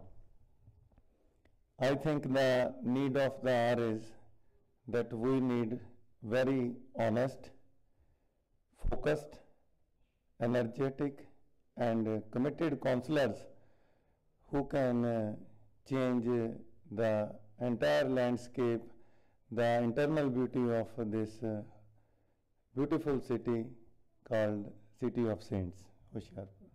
ਬਹੁਤ ਵਧੀਆ ਦੱਸਿਆ ਦੀਪਕ ਜੀ ਨੇ ਕਿ committed ਬੰਦਾ ਚਾਹੀਦਾ ਹੈ, honest ਬੰਦਾ ਚਾਹੀਦਾ ਹੈ, ਜਿਹੜਾ ਕਿ ਆਪਣੇ ਵਾਰਡ ਦਾ ਨਕਸ਼ਾ ਬਦਲ ਸਕੇ ਔਰ ਜਿਹੜੀ ਸਿਟੀ ਬਿਊਟੀਫੁਲ ਹੁਸ਼ਿਆਰਪੁਰ ਜਾਂ ਸਿਟੀ ਆਫ ਸੇਂਟਸ ਦਾ ਜਿਹੜਾ ਦਰਜਾ ਹੁਸ਼ਿਆਰਪੁਰ ਨੂੰ ਮਿਲਿਆ ਹੈ ਇਹਨੂੰ ਬਰਕਰਾਰ ਰੱਖਿਆ ਜਾ ਸਕੇ। ਦੀਪਕ ਜੀ, ਮੇਰਾ ਅਗਲਾ ਕੁਐਸਚਨ ਜਿਹੜਾ ਹੈਗਾ ਤੁਹਾਡੇ ਆਨਸਰ ਤੋਂ ਨਿਕਲ ਕੇ ਆਉਂਦਾ ਹੈ ਕਿ ਇਹੋ ਜਿਹੇ ਕਾਉਂਸਲਰਸ ਨੂੰ ਪਾਉਣ ਦੇ ਲਈ ਜਿਹੜੇ ਟਿਕਟ ਵੰਡਦੇ ਨੇ ਉਹਨਾਂ ਨੂੰ ਕਿਹੋ ਜਿਹਾ ਸੁਨੇਹਾ ਦੇਣਾ ਚਾਹੋਗੇ? ਜਿਹੜੇ ਵੀ ਲੀਡਰ ਸਾਹਿਬਾਨ ਟਿਕਟ ਵੰਡਦੇ ਆ, ਮੈਂ ਕਹਿੰਦਾ ਇੱਕ ਵਾਰੀ ਬਸ ਸਾਰੇ ਜਣੇ ਔਖੇ ਹੋ ਲੈਣ ਕਿ ਇੱਕ ਵਾਰੀ ਇਮਾਨਦਾਰ ਔਰ ਕਮਿਟਡ ਐਪਲੀਕੈਂਟਸ ਨੂੰ ਟਿਕਟ ਦੇਣ ਤਾਂ ਇੱਕ ਵਾਰੀ ਜਿੱਤ ਹਾਰ ਚਾਹੇ ਹੋ ਜਾਊਗੀ, ਪਰ ਇੱਕ ਜਾਂ ਦੋ ਇਲੈਕਸ਼ਨਸ ਦੇ ਵਿੱਚ ਸਾਡੇ ਕੋਲ ਇੱਦਾਂ ਦੀ ਕਰੀਮ ਆਊਗੀ ਹੁਸ਼ਿਆਰਪੁਰ ਦੇ ਵਿੱਚੋਂ ਕਿ ਪਾਰਟੀ ਕੋਈ ਹੋਵੇ, ਬੰਦਾ ਇਮਾਨਦਾਰ ਹੋਵੇ। ਜਦੋਂ ਸਾਡੇ ਕੋਲ ਸਾਰੇ ਕਾਉਂਸਲਰਸ ਇਮਾਨਦਾਰ ਆ ਤਾਂ ਨੈਚੁਰਲ ਆ ਸਾਡਾ ਲੀਡਰ ਵੀ ਇਮਾਨਦਾਰ ਹੋਊਗਾ। ਔਰ ਜਦੋਂ ਥੋੜੀ ਦੇਰ ਲਈ ਇੱਕ ਟਰਮ ਲਈ ਵੀ ਇਮਾਨਦਾਰੀ ਨਾਲ ਕੰਮ ਕੀਤਾ ਔਰ ਤੁਸੀਂ ਦੁਬਾਰਾ ਚੁਣੇ ਜਾਓਗੇ ਤਾਂ ਮੈਂ ਸਮਝਦਾ ਕਿ ਜਿਹੜੀ ਮੇਰੀ ਗੱਟ ਫੀਲਿੰਗ ਆ ਕਿ ਇਮਾਨਦਾਰ ਬੰਦਿਆਂ ਨੂੰ ਅੱਗੇ ਵੀ ਆਉਣਾ ਚਾਹੀਦਾ ਔਰ ਲੀਡਰ ਸਾਹਿਬਾਨ ਜਿਹੜੇ ਟਿਕਟ ਵੰਡਦੇ ਆ ਡਿਸੀਜਨ ਮੇਕਰ ਦਾ ਉਹਨਾਂ ਨੂੰ ਇਮਾਨਦਾਰ ਬੰਦਿਆਂ ਨੂੰ ਮੌਕਾ ਵੀ ਦੇਣਾ ਚਾਹੀਦਾ। ਦੀਪਕ ਜੀ ਨੇ ਬਹੁਤ ਵਧੀਆ ਐਕਸਪਲੇਨ ਕੀਤਾ ਕਿ ਇੱਕ ਵਾਰੀ ਚਾਂਸ ਦਿੱਤਾ ਜਾਵੇ। ਦੀਪਕ ਜੀ, ਮੈਂ ਇੱਕ ਹੋਰ ਕੁਐਸਚਨ ਇਹਦੇ ਵਿੱਚੋਂ ਹੀ ਪੁੱਛਣਾ ਚਾਹਾਂਗਾ। ਅੱਜ ਜਿਹੜੀ ਲੜਾਈ ਹੈਗੀ ਹੈ ਕਿ 50 ਕੌਂਸਲਰਾਂ ਦੇ ਵਿੱਚੋਂ 30 ਸੀਟਾਂ ਜਿੱਤੀਆਂ ਜਾਣ, ਸਾਡਾ ਪ੍ਰਧਾਨ ਬਣੇ। ਤੁਸੀਂ ਕੀ ਸੁਨੇਹਾ ਦੇਣਾ ਚਾਹੋਗੇ ਕਿ ਇੱਕ ਵਾਰੀ ਪ੍ਰਧਾਨਗੀ ਦੀ ਇੱਛਾ ਨੂੰ ਪਿੱਛੇ ਛੱਡ ਕੇ ਸਿਰਫ ਵਿਕਾਸ ਦੇ ਏਜੰਡੇ ਨੂੰ ਅੱਗੇ ਰੱਖ ਕੇ ਜਿੰਨੇ ਵੀ ਕੌਂਸਲਰ ਇਲੈਕਸ਼ਨ ਲੜਨ ਵਾਲੇ ਨੇ, ਟਿਕਟ ਦੇਣ ਵਾਲੇ, ਇਸ ਗੱਲ ਦੇ ਉੱਤੇ ਵਿਚਾਰ ਕਰਨ ਕਿ 2021 'ਚ ਸਾਨੂੰ ਵਿਕਾਸ ਚਾਹੀਦਾ ਹੈ, ਸਾਨੂੰ ਮੈਜੋਰਟੀਆਂ ਨਹੀਂ ਚਾਹੀਦੀਆਂ, ਸਾਨੂੰ ਉਹ ਕੌਂਸਲਰ ਚਾਹੀਦਾ ਹੈ ਜਿਹੜਾ ਕਿ ਸ਼ਹਿਰ ਨੂੰ ਬੁਲੰਦੀਆਂ ਵੱਲ ਲੈ ਕੇ ਜਾ ਸਕੇ। ਤੁਸੀਂ ਕੀ ਸੁਨੇਹਾ ਦੇਣਾ ਚਾਹੋਗੇ ਟਿਕਟ ਜਿਹੜੇ ਆਥੋਰਾਈਜ਼ਡ ਬੰਦੇ ਨੇ ਜਿਨ੍ਹਾਂ ਨੇ ਟਿਕਟ ਡਿਸਟ੍ਰੀਬਿਊਟ ਕਰਨੀ? ਮੈਂ ਰੀਟਰੀਟ ਕਰੂੰਗਾ ਆਪਣਾ ਸਟੈਂਡ ਕਿ ਜਦੋਂ ਅਸੀਂ ਇਮਾਨਦਾਰ ਬੰਦਿਆਂ ਨੂੰ ਟਿਕਟ ਦੇਵਾਂਗੇ ਔਰ ਜਿਹੜੇ ਵੋਟਰ ਆ ਉਹ ਅਵੇਅਰ ਆ, ਵੋਟਰ ਨੂੰ ਵੀ ਚਾਹੀਦਾ, ਉਹਨੂੰ ਅਗਲੀ ਜ਼ਿੰਮੇਵਾਰੀ ਵੋਟਰ ਦੀ ਆ ਜਾਂਦੀ ਕਿ ਜਦੋਂ ਅਸੀਂ ਪਾਰਟੀ ਪੋਲਿਟਿਕਸ ਤੋਂ ਇੱਕ ਵਾਰੀ ਉੱਠ ਕੇ ਵੋਟ ਦੇਵਾਂਗੇ ਇਮਾਨਦਾਰ ਕੈਂਡੀਡੇਟ ਨੂੰ, ਉਹਦੀ ਵੀ ਹੌਸਲਾ ਅਫਜ਼ਾਈ ਹੋਊਗੀ, ਉਹ ਅਕਾਊਂਟੇਬਲ ਵੀ ਹੋਊਗਾ, ਤੁਹਾਡੇ ਵਿੱਚ ਵਿਚਰੂਗਾ, ਤੁਸੀਂ ਉਹਨੂੰ ਕਿਸੇ ਵੀ ਵੇਲੇ ਉਹਨੂੰ ਕੌਂਸਲ ਕਰਕੇ, ਅਸੀਂ ਵਰਡ ਤਾਂ ਯੂਜ਼ ਕਰ ਲੈਣਾ ਮਿਊਨਿਸਪਲ ਕਾਉਂਸਲਰ, ਪਰ ਕਿਤੇ ਨਾ ਕਿਤੇ ਇੰਟਰੈਕਸ਼ਨ ਸਾਡੇ ਬਹੁਤ ਪੂਅਰ ਆ। ਇਲੈਕਸ਼ਨਾਂ ਦੇ ਦਿਨਾਂ ਦੇ ਵਿੱਚ ਹੀ 5 ਸਾਲ ਬਾਅਦ ਸਾਨੂੰ ਕਾਉਂਸਲਰ ਮਿਲਦੇ ਆ। ਤਾਂ ਜਦੋਂ ਉਹ ਇਮਾਨਦਾਰੀ ਨਾਲ ਕੰਮ ਕਰੋਗੇ ਤਾਂ ਲੀਡਰ ਆਪੇ ਠੀਕ ਚੁਣੇ ਜਾਊਗਾ। ਜਦੋਂ ਅਸੀਂ 10 ਜਣੇ ਇਮਾਨਦਾਰ ਆ, ਸਾਡਾ ਲੀਡਰ ਆਪਣੇ ਆਪ ਹੀ ਠੀਕ ਹੋਊਗਾ। ਦੀਪਕ ਜੀ ਨੇ ਬਹੁਤ ਵਧੀਆ ਢੰਗ ਨਾਲ ਦੱਸਿਆ ਕਿ ਇਮਾਨਦਾਰ ਕੈਂਡੀਡੇਟਸ ਦੀ ਜ਼ਰੂਰਤ ਹੈ। ਦੀਪਕ ਜੀ, ਗੱਲ ਇਹ ਹੈਗੀ ਹੈ, ਤੁਸੀਂ ਇੰਟੈਲੈਕਚੁਅਲ ਹੋ, ਮੈਂ ਤੁਹਾਡੇ ਨਾਲ ਬੜੇ ਡਿਫਰੈਂਟ ਟੌਪਿਕਸ 'ਤੇ ਗੱਲ ਕਰਨਾ ਚਾਹਾਂਗਾ। ਅੱਜ ਜੋ ਅਸੀਂ ਮਾਹੌਲ ਦੇਖ ਰਹੇ ਹਾਂ ਲੋਕਤੰਤਰ ਦੇ ਵਿੱਚ, it is a number which matters. One English scholar has explained that democracy is a government of the foolish. That is the explanation of one of the British scholar. That is not from my side. What he has said, it is a number which counts. ਨੰਬਰਾਂ ਦੀ ਗਿਣਤੀ ਹੁੰਦੀ ਹੈ। ਭੀੜ ਦੇ ਵਿੱਚ 100 ਬੰਦਿਆਂ ਦੀ ਲੋੜ ਹੈ, 70 ਜਿੱਧਰ ਜਾਂਦੇ ਨੇ ਉਹੀ ਵਿਜੇਤਾ ਕਹਿਲਾਉਂਦੇ ਨੇ। 30 ਇੱਕ ਪਾਸੇ ਸਕਾਲਰ ਵੀ ਬੈਠੇ ਰਹਿਣ, ਉਹਨਾਂ ਦੀ ਕੋਈ ਵੈਲਿਊ ਨਹੀਂ ਹੈ। ਕੀ ਇਹੋ ਜਿਹਾ ਕਰੀਏ, ਕੀ ਇਹੋ ਜਿਹਾ ਸੁਨੇਹਾ ਭੇਜੀਏ ਆਪਣੇ ਜਿਹੜੇ ਸਾਡੇ ਟਿਕਟ ਡਿਸਟਰੀਬਿਊਟਰ ਨੇ, ਸ਼ਹਿਰ ਦੇ ਆਕਾ ਨੇ, ਕਿਉਂਕਿ ਉਹਨਾਂ ਨੇ ਵੀ ਤਾਂ ਕਦੀ ਨਾ ਕਦੀ ਚੁਣਾਵ ਲੜਨਾ ਹੀ ਹੈ। ਕੀ ਸੁਨੇਹਾ ਭੇਜੀਏ ਕਿ ਯਾਰ ਬਸ ਕਰੋ, ਹੁਣ ਸ਼ਹਿਰ ਚਾਹੁੰਦਾ ਬਹੁਤ ਕੁਝ ਤੁਹਾਡੇ ਤੋਂ। ਜਿਹੜੀ ਸਰ ਤੁਸੀਂ ਗੱਲ ਕਹੀ ਹੈ, ਮੈਂ ਉਹਨੂੰ ਇੱਕ ਵਿਊ ਪੁਆਇੰਟ ਹੀ ਮੰਨਦਾ, ਇੰਗਲਿਸ਼ ਸਕਾਲਰ ਦਾ ਆ। ਮੇਰਾ ਵੀ ਇੱਕ ਵਿਊ ਪੁਆਇੰਟ ਹੈ, ਇੱਦਾਂ ਹਰ ਨਾਗਰਿਕ ਦਾ ਵੀ ਇੱਕ ਵਿਊ ਪੁਆਇੰਟ ਹੈ। ਜਦੋਂ ਅਸੀਂ ਮੌਕਾ ਦੇਵਾਂਗੇ, ਗੱਲ ਕੱਲੀ ਕੋਈ ਮੈਂ ਕੋਈ ਇੰਟਲੈਕਚੁਅਲ ਨਹੀਂ, ਮੈਂ ਇੱਕ ਆਰਡੀਨਰੀ ਬੰਦਾ ਹਾਂ, ਮੈਂ ਕਿਸੇ ਪਾਰਟੀ ਨਾਲ ਸੰਬੰਧ ਨਹੀਂ ਰੱਖਦਾ। ਮੈਂ ਹਮੇਸ਼ਾ ਜਿੰਨੀ ਵਾਰੀ ਮੈਨੂੰ ਮੌਕਾ ਮਿਲਿਆ ਮੈਂ ਵੋਟ ਦੇਣ ਦੀ ਕੋਸ਼ਿਸ਼ ਕੀਤੀ ਕਿ ਅਸੀਂ ਅੱਛੇ ਕੈਂਡੀਡੇਟ ਨੂੰ ਮੌਕਾ ਦਈਏ। ਜਿੱਤ ਹਾਰ ਨੰਬਰ ਦੀ ਗੇਮ ਆ, ਬਿਲਕੁਲ ਤੁਹਾਡੀ ਗੱਲ ਦਰੁਸਤ ਆ, ਪਰ ਫਿਰ ਵੀ ਜਦੋਂ ਸਾਡੇ ਕੋਲ ਕੈਂਡੀਡੇਟ, ਅਸੀਂ ਇਮਾਨਦਾਰ 3 ਕੈਂਡੀਡੇਟ ਹੈਗੇ, ਉਹਨਾਂ ਤਿੰਨਾਂ ਚੋਂ ਵੀ ਤੁਸੀਂ ਸਭ ਤੋਂ ਅੱਛਾ ਚੁਣੋਗੇ। ਮੈਂ ਵੀ ਨਹੀਂ ਕਹਿੰਦਾ ਨੰਬਰ ਦੀ ਗੇਮ ਆ, ਇੱਕ ਪਾਰਟੀ ਦੀ ਤਾਂ ਬਣਨਾ ਹੀ ਆ ਮੇਅਰ, ਠੀਕ ਹੈ, ਬਿਲਕੁਲ ਠੀਕ ਹੈ, ਪਰ ਜਦੋਂ ਸਾਰੇ ਠੀਕ ਹੋਊਗੇ ਕੰਮ ਕੋਈ ਨਹੀਂ ਗਲਤ ਕਰੂਗਾ। ਤੁਸੀਂ ਜ਼ਰੂਰ ਇੱਕ ਵਾਰੀ ਡਿਫਰੈਂਟ ਦੇਖੋਗੇ, ਅਦਰਵਾਈਜ਼ ਹਰ ਬੰਦਾ ਚੁਣਦਾ ਤਾਂ ਹੈ, ਇਹਨਾਂ ਦਿਨਾਂ 'ਚ ਤਾਂ ਬੜੀ ਤੇਜ਼ੀ ਦਿਖਾਉਂਦਾ, ਪਰ ਜਨਰਲੀ ਉਹ at the end of the day year ਉਹ ਡਿਸਅਪੁਆਇੰਟਡ ਦੇਖੋਗੇ। ਕੋਈ ਵੀ ਮੈਂ ਆਇਆ ਤੁਹਾਡੇ ਕੋਲ, ਮੈਨੂੰ ਹੁਸ਼ਿਆਰਪੁਰ ਦਾ ਤੁਸੀਂ ਇੱਕ ਏਰੀਆ ਦੱਸ ਦਿਓ ਜਿਹੜਾ ਸਾਫ਼ ਸੁਥਰਾ ਹੋਵੇ, ਜਿਹੜਾ ਕਿ ਪਹਿਲਾ ਕੰਮ ਆ। ਜਦੋਂ ਇਮਾਨਦਾਰ ਬੰਦਾ ਹੋਊਗਾ, ਘੱਟੋ ਘੱਟ ਜੇ ਉਹ ਸਫਾਈ ਨਹੀਂ ਕਰਾ ਸਕਦਾ, ਕੌਂਸਲਰ ਕਾਹਦਾ, ਦੂਜੀ ਵਾਰੀ ਵੋਟ ਕਿੰਨਾ ਲੈਣ ਆ ਜਾਊਗਾ। ਕੁਝ ਤਾਂ ਸਾਨੂੰ ਮਾਪਦੰਡ ਰੱਖਣਾ ਪਊਗਾ ਨਾ। ਦੀਪਕ ਜੀ, ਸਵਾਲ ਇਹਦੇ ਵਿੱਚੋਂ ਹੋਰ ਨਿਕਲ ਕੇ ਆਉਂਦਾ ਹੈ ਕਿ ਕਿਆ ਲੋਕਾਂ ਨੂੰ ਕਾਰਪੋਰੇਸ਼ਨ ਇਲੈਕਸ਼ਨ 'ਚ ਇੱਦਾਂ ਦਾ ਅਧਿਕਾਰ ਦਿੱਤਾ ਜਾਵੇ ਕਿ ਜਿਹੜਾ ਕੌਂਸਲਰ ਹੈ ਉਹਦੀ ਵਿੱਚ ਟਰਮ ਕੈਂਸਲ ਕੀਤੀ ਜਾਵੇ, ਕਿਉਂਕਿ 2.5 ਸਾਲ ਬਾਅਦ ਕੌਂਸਲਰ ਦੇ ਜਿਹੜੇ ਕਾਰਜ ਪ੍ਰਣਾਲੀ ਹੈ, ਕੰਮ ਕਰਨ ਦੇ ਤਰੀਕੇ ਨੇ, ਲੋਕ ਉਹਨਾਂ ਨੂੰ ਪਹਿਚਾਣ ਜਾਂਦੇ ਨੇ। अगर काउंसलर एक्सपैक्टेशनस टू द वार्ड खरा ना उतरे तो क्या राइट टू रिकॉल दिता जाए विच वोटरां नूं? ਤੁਹਾਡਾ ਸੁਝਾਅ ਜਾਂ ਤੁਹਾਡੀ ਕੁਐਸਚਨ ਬਹੁਤ ਜਾਇਜ਼ ਆ, ਵਾਜਿਬ ਆ, ਪਰ ਬੀਇੰਗ ਐਨ ਐਡਵੋਕੇਟ ਜਿਹੜੀ ਇਹ ਪਾਵਰ ਆ ਲੈਜਿਸਲੇਸ਼ਨ ਦੀ, ਕੋਈ ਕਾਨੂੰਨ ਬਣਾਉਣ ਦੀ, ਉਹ ਲੈਜਿਸਲੇਚਰ ਕੋਈ ਆ। ਮੇਰੇ ਸਿਰਫ ਇਹ ਆ ਕਿ ਜਦੋਂ ਅਸੀਂ ਇੱਕ ਇਮਾਨਦਾਰ ਬੰਦੇ ਨੂੰ ਸੁਣ ਕੇ ਉਹਦਾ ਕ੍ਰੈਡੈਂਸ਼ੀਅਲ ਚੈੱਕ ਕਰਕੇ ਵੋਟ ਦੇਵਾਂਗੇ। ਤੁਹਾਡੇ ਔਰ ਮੇਰੇ ਚੋਂ ਮੰਨ ਲਓ ਅਸੀਂ 2 ਜਣੇ ਆ, ਮੈਂ ਕਿਸੇ ਤਰੀਕੇ ਨਾਲ ਗੱਲ ਨਾਲ ਲਿਓਰ ਕਰ ਲਵਾਂ ਐਤਕੀ, ਸੈਕਿੰਡ ਟਾਈਮ ਜੇ ਮੈਨੂੰ ਪਨਿਸ਼ ਨਹੀਂ ਕੀਤਾ ਜਾਊਗਾ ਔਰ ਮੈਂ ਫਿਰ ਆਨਾ, ਬਾਰ-ਬਾਰ ਆਨਾ, ਔਰ ਮੈਂ ਹੀ ਮੇਅਰ ਚੁਣਿਆ ਜਾਂਦਾ ਜਾਂ ਤੁਸੀਂ ਚੁਣੇ ਜਾਂਦੇ ਆ ਕੰਮ ਨਾ ਕਰਨ ਦੇ ਬਾਵਜੂਦ, ਫਿਰ ਤੁਸੀਂ ਕੀ ਐਕਸਪੈਕਟ ਕਰੋਗੇ? ਫਿਰ ਸਾਡੇ ਕੋਲ 5 ਸਾਲ ਬਾਅਦ ਪਾਵਰ ਆਉਂਦੀ ਹੈ, ਫਿਰ ਲੋਕਾਂ ਨੂੰ ਆਪਣੀ ਵੋਟ ਦੀ ਤਾਕਤ ਦਿਖਾਉਣੀ ਚਾਹੀਦੀ ਹੈ। ਇਹਦੇ 'ਚ ਆਕਾ ਜਾਂ ਟਿਕਟ ਦੇਣ ਵਾਲਿਆਂ ਦੀ ਜ਼ਿੰਮੇਵਾਰੀ ਦੇਣ ਤੱਕ, ਉਸ ਤੋਂ ਬਾਅਦ ਉਹਨਾਂ 'ਚ ਸ਼ਿਫਟ ਹੋ ਜਾਂਦਾ, ਜ਼ਿੰਮੇਵਾਰੀ ਸ਼ਿਫਟ ਹੋ ਜਾਂਦੀ ਪਬਲਿਕ ਦੀ, ਜਿਨ੍ਹਾਂ ਨੂੰ ਚਾਹੀਦਾ ਕਿ ਹੁਣ ਆਪਣਾ ਕੰਮ ਬਖੂਬੀ ਨਿਭਾਉਣ ਤਾਂ ਕਿ ਅਸੀਂ ਕਰੀਮ ਕੱਢ ਕੇ ਲਿਆ ਸਕੀਏ, ਕੰਮ ਕੋਈ ਵੀ ਹੋਵੇ। ਔਰ ਮੌਕਾ ਦਿੱਤਾ ਜਾਣਾ ਚਾਹੀਦਾ ਇਮਾਨਦਾਰ ਤੋਂ। ਇਮਾਨਦਾਰ ਦਾ ਮਤਲਬ ਇਲੈਕਸ਼ਨ ਕੋਡ ਕਦੇ ਵੀ ਫੋਲੋ ਨਹੀਂ ਕੋਈ ਕੈਂਡੀਡੇਟ ਕਰਦਾ। ਹਰ ਬੰਦਾ ਜਾਣਦਾ ਇਲੈਕਸ਼ਨ ਕਿੱਦਾਂ ਹੁੰਦੇ, ਕਿੱਦਾਂ ਜਿੱਤੇ ਜਾਂਦੇ, ਜਿੱਤੇ ਜਾਂ ਹਾਰੇ ਜਾਂਦੇ, ਪਰ ਖਰਚਾ ਬਹੁਤ ਕਰ ਦਿੰਦੇ। ਮੈਂ ਤੁਹਾਨੂੰ ਇਹ ਗੱਲ ਇੰਨੀ ਕੌਨਫੀਡੈਂਟਲੀ ਤਾਂ ਕਹਿ ਸਕਦਾ, ਮੈਂ ਵੀ 2 ਵਾਰੀ ਸੈਕਟਰੀ ਬਣਿਆ, ਪਰ ਕੌਨਫੀਡੈਂਟਲੀ ਮੈਂ ਤੁਹਾਨੂੰ ਕਹਿੰਦਾ without spending a single penny, without using any unethical tactic, ਮੈਂ ਤੁਹਾਡੇ ਸਾਹਮਣੇ ਦੁਬਾਰਾ ਆਇਆ। ਦੀਪਕ ਜੀ ਨੇ ਬਹੁਤ ਵਧੀਆ ਦੱਸਿਆ, there are so many ways to win the election. Deepak ji, ਤੁਹਾਡੀ ਗੱਲ ਤੋਂ ਇੱਕ ਨਿਸ਼ਕਰਸ਼ ਨਿਕਲਦਾ ਹੈ कि डेमोक्रेसी का असली किंग या हीरो वोटर है। अगर वोटर जाग जाएगा, वोटर उठ जाएगा, लालच तो परे हट जाएगा, किसी भी चुनाव के चिन्ह नूं फॉलो नहीं करेगा। मैं तो ये कहांगा कि जिहड़ियां वड्डियां वड्डियां स्पीचां है ਉਹਨੂੰ ਵੀ ਨਹੀਂ ਸੁਣੂਗਾ, ਸਿਰਫ ਉਹਦਾ ਮਾइंड ਉਸ ਕੈਂਡੀਡੇਟ ਵੱਲ ਜਾਏਗਾ ਜਿਹੜਾ ਉਹਦੇ ਸ਼ਹਿਰ ਨੂੰ ਅੱਗੇ ਲੈ ਕੇ ਜਾਏਗਾ। ਕਿਉਂਕਿ ਅਸੀਂ ਦੇਖ ਰਹੇ ਹਾਂ ਕਿ ਬਹੁਤ ਕੁਝ ਸ਼ਹਿਰ ਅੱਗੇ ਵੱਧ ਚੁੱਕੇ ਨੇ ਤੇ ਕੁਝ ਸ਼ਹਿਰਾਂ ਦੀ ਬੱਸ ਹੋ ਚੁੱਕੀ ਹੈ, ਜਿਨ੍ਹਾਂ ਦੇ ਵਿੱਚੋਂ ਹੁਸ਼ਿਆਰਪੁਰ ਦਾ ਵੀ ਇੱਕ ਨਾਮ ਹੈ। ਦੀਪਕ ਜੀ, ਤੁਹਾਡਾ KBC ਦੇ ਉੱਤੇ ਆਉਣ ਲਈ ਬਹੁਤ ਬਹੁਤ ਧੰਨਵਾਦ। ਮੈਂ ਇਹੋ ਜਿਹੇ ਤੁਹਾਡੇ ਵਰਗੇ ਜਿਹੜੇ ਕੈਂਡੀਡੇਟਸ ਨੇ ਇੰਟਰਵਿਊ ਦਿੰਦੇ ਨੇ ਉਹਨਾਂ ਨੂੰ ਪ੍ਰਾਰਥਨਾ ਕਰਾਂਗਾ ਵਿੱਚ ਤੁਹਾਨੂੰ ਵੀ ਕਿ ਜਦ ਅਸੀਂ ਤੁਹਾਨੂੰ ਬੁਲਾਈਏ ਸਾਡੇ ਚੈਨਲ ਤੇ, ਸਾਡੇ ਪ੍ਰੋਗਰਾਮ ਤੇ ਜ਼ਰੂਰ ਆਓ, ਕਿਉਂਕਿ ਅਸੀਂ ਇੱਕ ਬਹੁਤ ਸਟਰੋਂਗ ਮੈਸੇਜ ਦੇਣਾ ਚਾਹੁੰਦੇ ਹਾਂ ਜਨਤਾ ਨੂੰ ਤੇ ਆਉਣ ਵਾਲੇ ਕੌਂਸਲਰਸ ਨੂੰ ਕਿ ਭਾਈ ਜਾਗੋ, ਸ਼ਹਿਰ ਦਾ ਵਿਕਾਸ ਚਾਹੀਦਾ ਤੇ ਸਾਫ ਸੁਥਰਾ, ਓਨੈਸਟ, ਇਮਾਨਦਾਰ ਕੈਂਡੀਡੇਟ ਲੈ ਕੇ ਆਓ। ਦੀਪਕ ਜੀ, ਤੁਹਾਡਾ ਇੱਕ ਵਾਰ ਬਹੁਤ ਬਹੁਤ ਸਵਾਗਤ KBC ਦੇ ਪ੍ਰੋਗਰਾਮ ਵੱਲੋਂ ਔਰ KBC ਦੀ ਟੀਮ ਵੱਲੋਂ।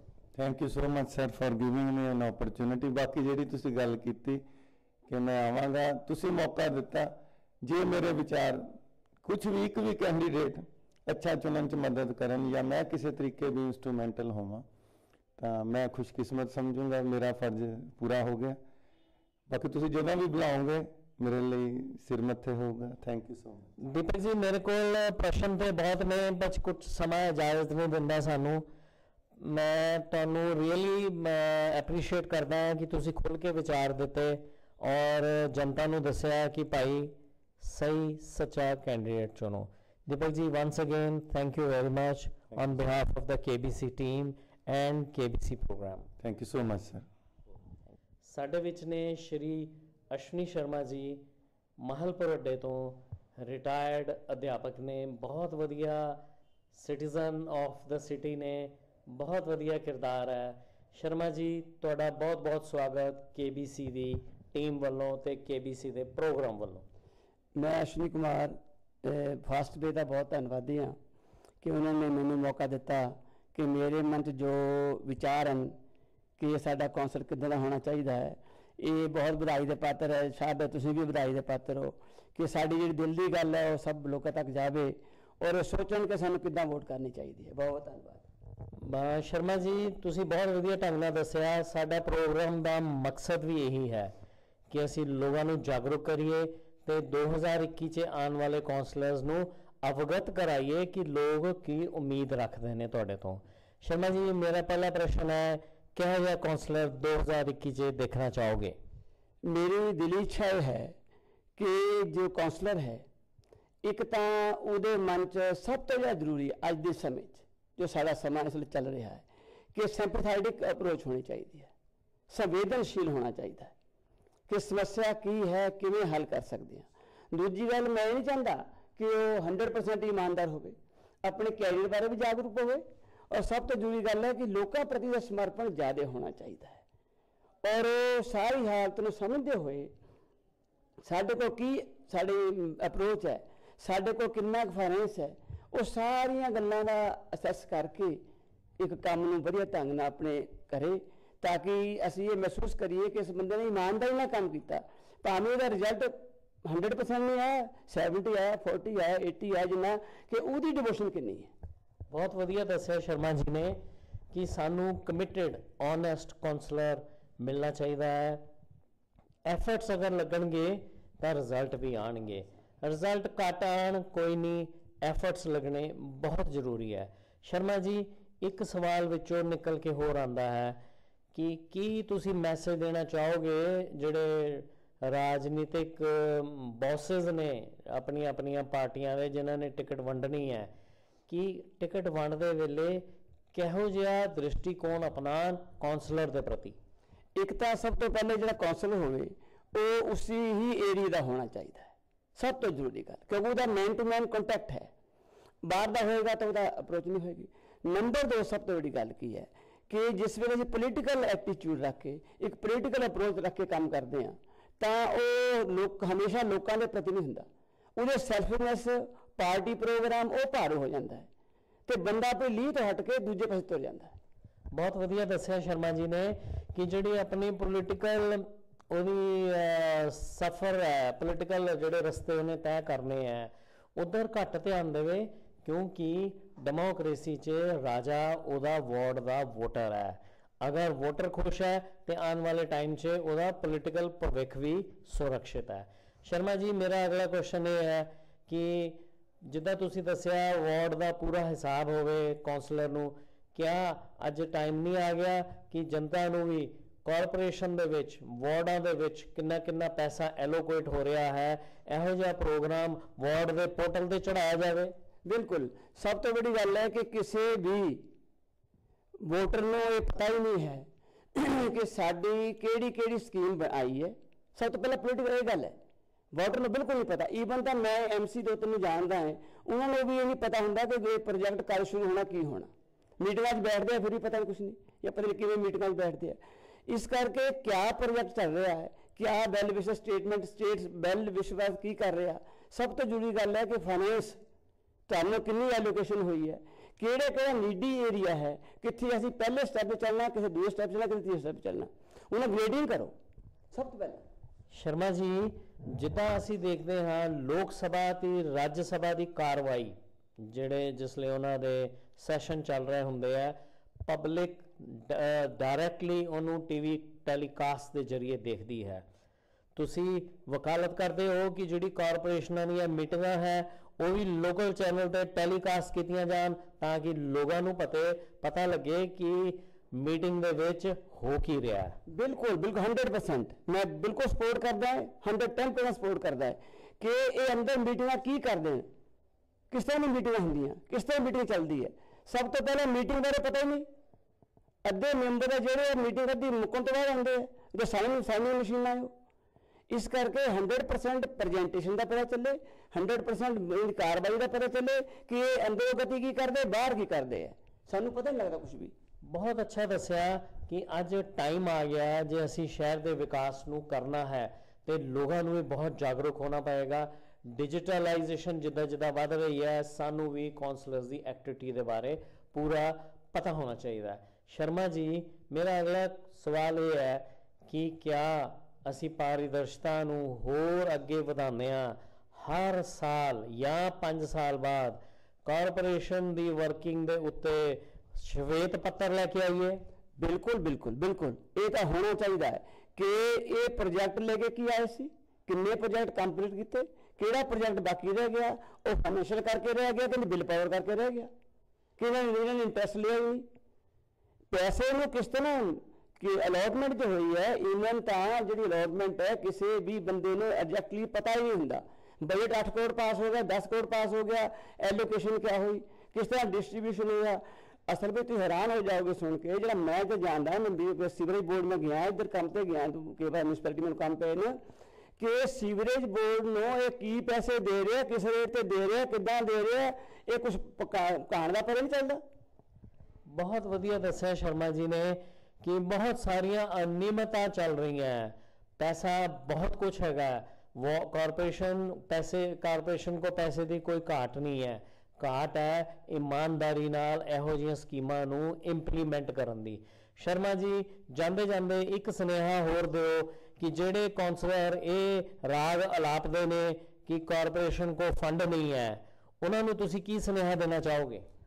ਫੰਡ ਦੀ ਕਮੀ ਕਰੀਬ ਨਹੀਂ ਹੈ, ਸਿਰਫ ਕੰਮ ਕਰਨ ਦੇ ਤਰੀਕੇ, ਕੰਮ ਕਰਨ ਦੀ ਪਿਓਰਿਟੀ ਔਰ ਕੰਮ ਕਰਨ ਦਾ ਅੱਜ ਕੱਲ੍ਹ ਟੈਕਨੀਕਲੀ ਅੱਜ ਕੱਲ੍ਹ ਮੈਨੂਅਲ ਲੇਬਰ ਲਾਉਂਦੇ ਹੈ। ਤੁਸੀਂ ਹੈਰਾਨ ਹੋ ਜਾਓ, ਮੈਂ ਇੱਕ ਐਸੀ ਜਗ੍ਹਾ ਜਾਣਦਾ ਜਿੱਥੇ 3 ਵਾਰ ਸੀਵਰੇਜ ਪਾਤੀ ਉਹਨਾਂ ਨੇ, 1 ਲੱਖ ਰੁਪਏ, 1.5 ਲੱਖ, 2 ਲੱਖ ਰੁਪਏ, ਜਦ ਕਿ ਮੇਰਾ ਖਿਆਲ 3 ਹੋਦੀਆਂ ਬਣਾਈਆਂ ਸਾਰੀਆਂ, ਉਹਦਾ ਮੇਰਾ 40,000 ਖਰਚਾ ਵੀ ਨਹੀਂ ਹੋਇਆ ਹੋਣਾ। शर्मा जी, मेरा एक और छोटा जिहा सवाल है और अंतिम सवाल है कि टैक्नीकली साडे जिहड़े काउंसलर्स ने इक्विप्ड नहीं है, जिथे 8 इंच की पाइप की जरूरत है 6 इंच की पाई जाती है, क्योंकि साडी पॉपूलेशन लगातार वार्डां दे विच वध रही है। क्या साडे जिहड़े काउंसलर्स है इन्हां नूं टैक्नीकली अपडेट करन दे लई कॉरपोरेशन नूं कोई स्टडी प्रोग्राम चलाया जाए कॉरपोरेशन वालों? बिल्कुल बिल्कुल, इन्होंने टैक्नीकली ये प्रोग्राम होना चाहिए कि सीवरेज, वाटर सप्लाई, इलैक्ट्रिसिटी, इसका सारा प्रोसैसिंग किद्दां हुंदी है, किद्दां आपां काम कर सकते हैं। सब तो बड़ी गल है कि ये ठेकेदारां पर निर्भर है। इवन तुसीं हैरान हो जाओ कि जेई भी, SDO तक भी और एक्सीएन तक भी ये ठेकेदार दे उपर निर्भर है, इवन साइड पर जाके देखने तक नहीं। तुसीं हैरान हो जाओगे, बजट अलॉटमेंट हो गई ठेकेदार काम करके दसदा जी पैसा तुहाडा काम हो गया पूरा, ईवन ना जेई उत्थे पहुंचदा है, ना उत्थे SDO पहुंचदा है, ना उत्थे कुछ पहुंचदा है। ठेकेदार ही इन्ने परफेक्ट है, वो कहंदे असीं सब तो बड़े हैं। और तुसीं हैरान हो जाओगे। इस करके हर MC नूं पूरे ही पता होना चाहिए कि ये सारा सिस्टम किद्दां हुंदा है, ये टैक्नीकली किद्दां बनना है, इहदे पर एस्टीमेट खर्चा कितना हो सकता है। ये अखां मीट के बैठे सारे। बहुत वधिया दस्सिया शर्मा जी ने। साडा दिल तो बहुत करदा है शर्मा जी नाल होर गल करन दे लई, पर समय सानू इजाजत नहीं दिंदा।